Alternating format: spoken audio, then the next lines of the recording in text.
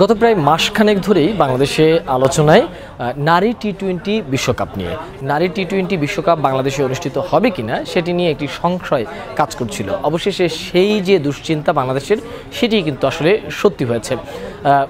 আইসিসির তরফ থেকে জানানো হয়েছে বাংলাদেশের নারী টি-20 বিশ্বকাপটি হচ্ছে না, এটি অনুষ্ঠিত হবে সংযুক্ত আরব আমিরাতে।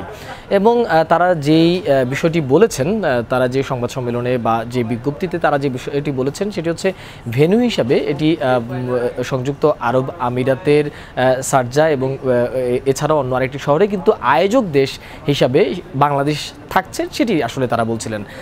আইসিসির তরফ থেকে শুরু থেকে যেই কথাটি বলে আসছিলেন যে বাংলাদেশে উদ্ভূত যে পরিস্থিতি, সেই পরিস্থিতিতে যেই দেশগুলো এবারে টি-20 বিশ্বকাপে খেলছে তাদের অধিকাংশ দেশের এই দেশে ভ্রমণ নিষেধাজ্ঞা রয়েছে। সে কারণে আসলে তারা বাংলাদেশে এই টি-20 ম্যাচটি আয়োজন করতে চাচ্ছে না। মাঠের অলরাউন্ডার আমি, আর ঘরের allrounder Tylox. Tylox toilet cleaner, clean মানেই টাইলক্স। আমরা জানি যে গত 5 আগস্ট আওয়ামী লীগ সরকারের পতনের পর বাংলাদেশে এমন একটি পরিস্থিতির তৈরি হয়। সেই পরিস্থিতির প্রেক্ষিতে বিশ্বের অনেক দেশ থেকেই আসলে এরকমটা আশঙ্কা করছিল, এবং আমরা বাংলাদেশের থেকেও এরকম একটা আশঙ্কা হচ্ছিল যে নারী টি-20 বিশ্বকাপটি আসলে বাংলাদেশে শেষ পর্যন্ত হবে কিনা।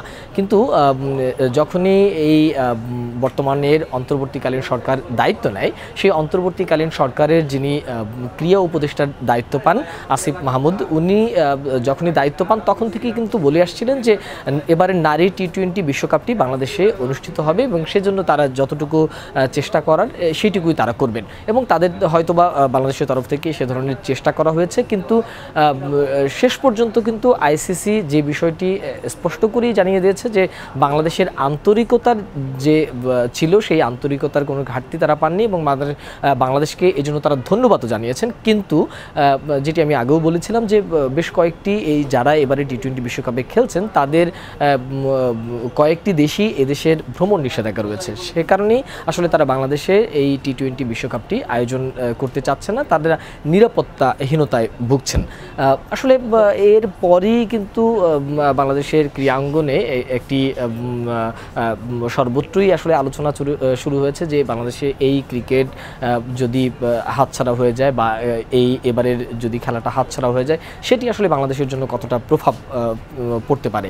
আমরা জানি যে এখন বর্তমানে বাংলাদেশের একটি অন্তর্বর্তীকালীন সরকার দায়িত্ব পালন করছেন। সেক্ষেত্রে আসলে কিন্তু একটু যারা বিশ্বের অন্যান্য দেশ রয়েছে তারা একটু নিরাপত্তাহীনতার শঙ্কা তাদের মধ্যে থাকবে, এটাই স্বাভাবিক। তবে কিন্তু বাংলাদেশের তরফ থেকে সব ধরনের নিরাপত্তা নেওয়া হয়েছিল, এবং বাংলাদেশ সেনাবাহিনীর কাছে এই খেলার নিরাপত্তার জন্য সব ধরনের ব্যবস্থাও কিন্তু নেওয়া হয়েছিল।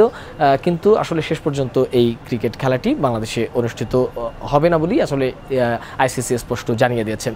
আইসিসি যখন বাংলাদেশ থেকে এই এবারের টুর্নামেন্টটি বা এবারের বিশ্বকাপ টুর্নামেন্টটি যখন আরব আমিরাতে নিয়ে যাবে, তার আগে ভারতকে প্রস্তাব দেওয়া হয়েছিল বলে আমরা জানতে পেরেছি। কিন্তু ভারত তাদের সীমাবদ্ধতা দেখিয়ে এই ক্রিকেট খেলাটি তাদের দেশে নেয়নি। এছাড়া জিম্বাবুয়ে এবং শ্রীলঙ্কা তারা এবারে এই নারী টি-20 বিশ্বকাপটি তাদের দেশে আয়োজনের চেষ্টা করেছিলেন বা তারা সেরকম প্রস্তাবনা দিয়েছিলেন, কিন্তু সব শেষ আমরা জানতে পেরেছি যে এটি সংযুক্ত আরব আমিরাতেই হচ্ছে। এবং তারা বলছিলেন যে বাংলাদেশ যেভাবে এখন আয়োজক দেশ ছিলেন, ঠিক তেমনিভাবে বাংলাদেশ আয়োজক দেশ হিসাবে আসলে থাকবেন, কিন্তু ভেন্যু হিসাবে এই সংযুক্ত আরব আমিরাতের দুটি শহর বা স্টেডিয়ামগুলোতে এই খেলা অনুষ্ঠিত হবে।